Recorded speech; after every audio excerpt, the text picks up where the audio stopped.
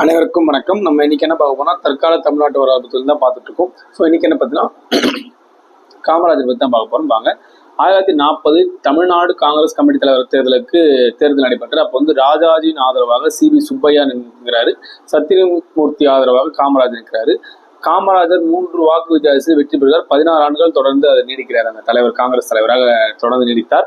காமராஜர் சிறையில் இருந்தபோது விருதுநகர் நகர்மன்ற தலைவராக ஒருமனதாக தேர்ந்தெடுக்கப்பட்டார். 1941 மே 31.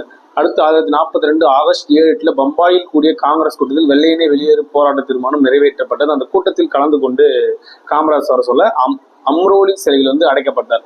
அப்புறமா வேலூர் சிலைக்கு மாற்றப்பட்டார் காமராஜர்.